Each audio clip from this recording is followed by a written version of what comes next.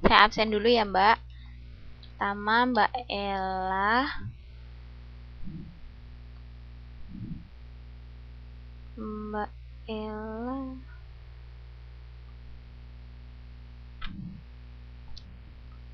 Lalu ada Mbak Reni.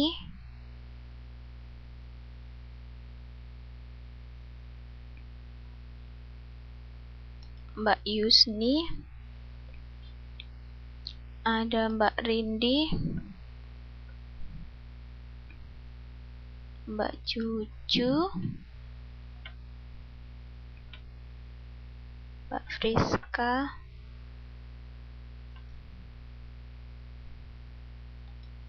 Mbak Jayanti.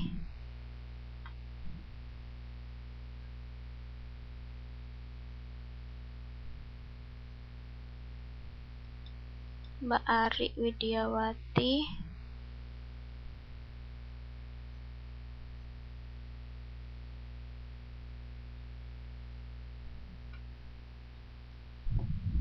Mbak Fazura.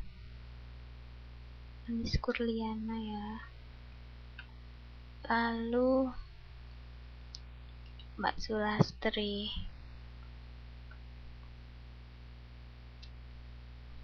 Oke. Assalamualaikum warahmatullahi wabarakatuh. Selamat malam teman-teman semua.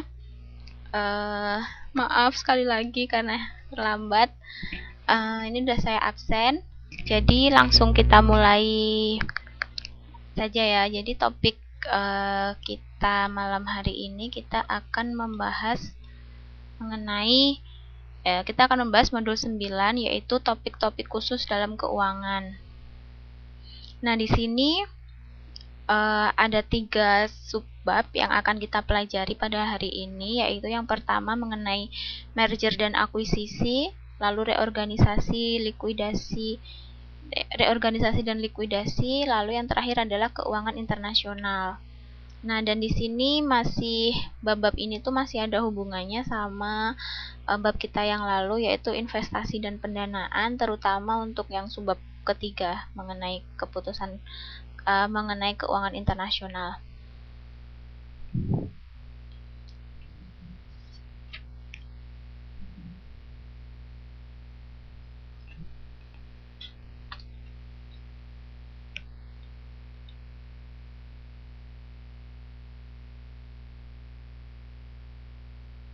Next.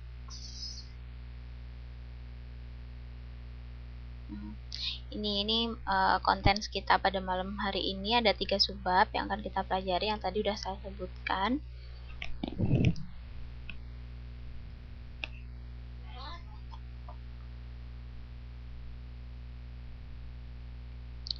Lalu langsung kita masuk ke subbab yang pertama, yaitu mengenai merger dan akuisisi.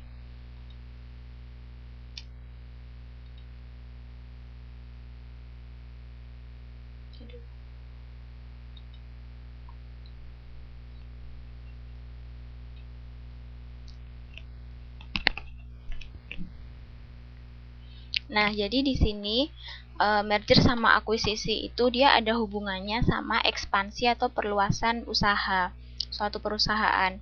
Nah, ekspansi atau perluasan usaha itu sendiri dia dapat dilakukan melalui 3 cara sesuai modul. Ini yang pertama yaitu dengan cara ekspansi intern.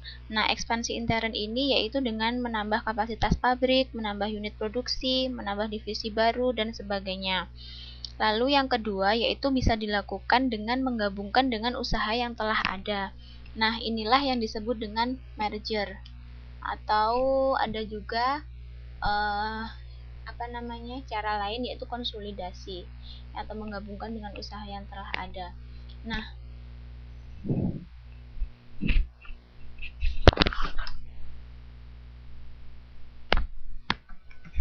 selanjutnya untuk yang cara ketiga yaitu perluasan usaha atau ekspansi itu bisa dilakukan dengan membeli perusahaan yang telah ada. Nah, ini adalah yang disebut dengan akuisisi. Jadi merger dan akuisisi itu merupakan salah satu alternatif untuk melakukan ekspansi atau perluasan usaha. Nah, contohnya akuisisi itu misalnya sekarang adalah PT itu sesuai yang ada di modul ya, PT Mayora Indah, atau yang produksi biskuit kelapa itu dan sebagainya, itu dia telah mengakuisisi 96% saham dari PT Torabika Eka Semesta sebanyak 25,5 juta lembar saham dengan nilai pasarnya sekitar 62,5 miliar. Nah, maka akhirnya PT Torabika ini kan dia dalam kemasan produknya, kayak misalnya kopi Torabika itu sekarang dia diproduksinya udah nggak PT Torabika lagi, dan sekarang udah jadi PT Mayora Indah. Nah, itu karena dia udah diakuisisi oleh PT Mayora Indah. Itu adalah contoh akuisisi. Selanjutnya contoh lagi misalnya untuk konsolidasi. Nah, konsolidasi ini merupakan penggabungan dari dua perusahaan atau lebih, dan nama dari perusahaan-perusahaan yang bergabung itu hilang dan muncul nama baru dari perusahaan yang bergabung tersebut. Nah, ini contohnya adalah Bank Mandiri. Bank Mandiri itu kan dulu sebelum terbentuk Bank Mandiri itu adalah gabungan dari 4 bank yang dulu berdiri masing-masing ya, yaitu ada Bank Eksim atau Bank Ekspor Impor, lalu ada Bank Bumi Daya, Bank Dagang Negara, dan Bapindo, dan sekarang dia bergabung membentuk satu bank baru, yaitu Bank Mandiri.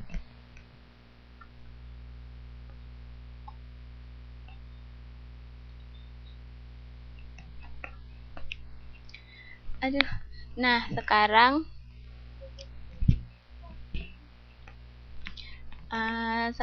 kita bahas apakah motif suatu perusahaan itu dia melakukan merger atau akuisisi. Nah, di sini berdasarkan modul itu saya tangkap ada tiga motif mengapa perusahaan itu melakukan merger atau akuisisi. Ya, selamat malam Mas Aris.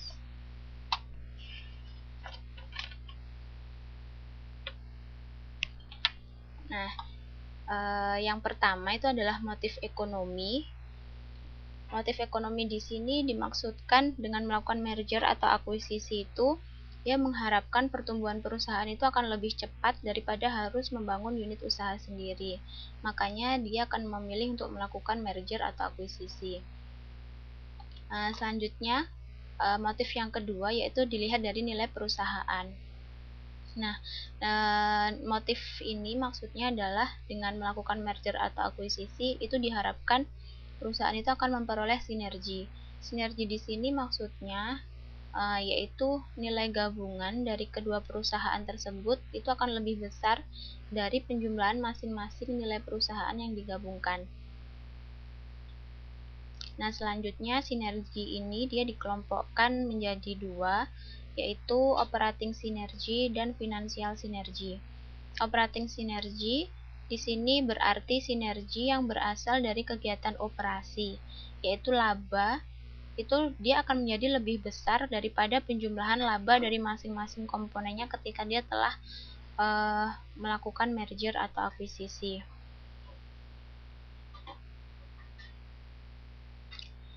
Nah, operating sinergi ini itu dilakukan juga dengan maksud untuk menghemat biaya.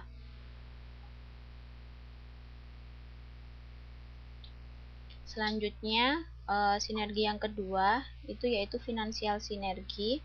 Ini dia diperoleh dari penggabungan dua perusahaan yang tidak ada kaitan operasinya lewat merger atau akuisisi, yang mengakibatkan perusahaan gabungan tersebut dinilai lebih aman karena volatilitas arus kas berkurang. Dan sebagai akibat dari finansial sinergi ini, itu maka perusahaan itu dia akan dapat menggunakan utang yang lebih besar, atau dia juga bisa mendapatkan tambahan penghematan pajak, dan dia juga mampu meminjam dengan suku bunga pinjaman yang lebih rendah. Nah, jadi perbedaan dari operating sinergi sama finansial sinergi ini, kalau operating sinergi itu dia perusahaan yang bergabung atau yang melakukan merger dan akuisisi itu dia berada pada suatu lingkup bisnis yang sama atau related acquisition. Dan kalau financial synergy ini itu adalah yang melakukan merger dan akuisisi itu adalah perusahaan yang dia bisnisnya itu berbeda atau bisa disebut dengan unrelated merger atau unrelated acquisition. Nah, selanjutnya motif yang ketiga ini adalah motif EPS. EPS atau earning per share, tapi ini masih menimbulkan banyak kontroversi sehingga di sini disebut dengan dubious factor atau faktor yang meragukan karena di sini dia bisa menimbulkan yang namanya bootstrap effect. Nah, untuk penjelasan bootstrap effect-nya itu akan kita jelaskan ini melalui contoh soal.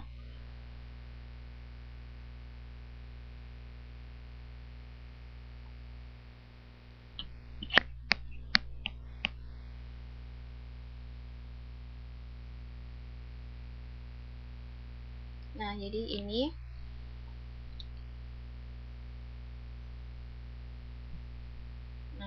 misalnya ini kondisi awal perusahaan PTA dan PTB.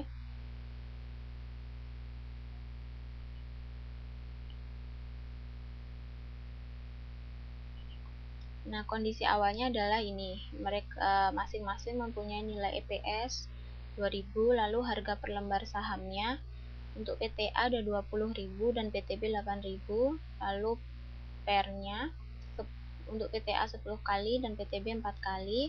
Lalu jumlah lembar saham yang beredar di pasar 10 juta milik PTA dan 10 juta juga milik PTB. Laba setelah pajak sama 220 miliar. Lalu nilai pasar ekuitasnya untuk PTA lebih besar yaitu 200 miliar dan PTB 80 miliar.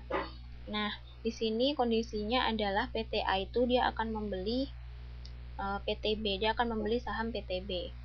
Nah, apabila ini telah dilakukan, maka laba setelah pajak itu yang terjadi itu akan sebesar penjumlahan dari PTA dan PTB ya, yaitu sebesar 40 miliar.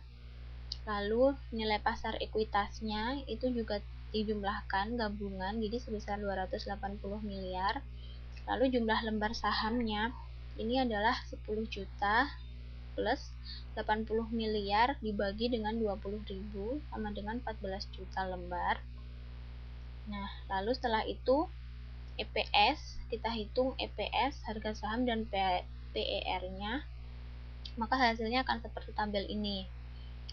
Nah, ini PTA, ini PTB, dan ini adalah PT setelah PTA dan PTB digabung atau setelah merger. Nah, hasil yang terjadi adalah EPS-nya dia jadi meningkat menjadi lebih tinggi, meningkat Rp857. Lalu harga per lembar sahamnya dia juga naik menjadi 20.000. Ini 20.000 ya, ini nolnya kebanyakan 3. Jadi harusnya ini 20.000. Lalu PER-nya itu adalah 7 kali. Lalu jumlah lembar saham dia meningkat menjadi 14 juta. Lalu laba setelah pajak tetap dan nilai pasar ekuitasnya juga tetap. Nah, jadi yang dimaksud dengan bootstrap effect itu adalah terlihat dari sini ya. Nah, di sini kan setelah merger didapatkan hasil bahwa EPS atau earning per share-nya PT ini dia menjadi lebih besar yaitu sebesar 2.857. Nah, akan tetapi di sini harga per lembar sahamnya itu PTA dia kan tetap 20.000. Nah, jadi ini yang dimaksud bootstrap effect tuh ini. Jadi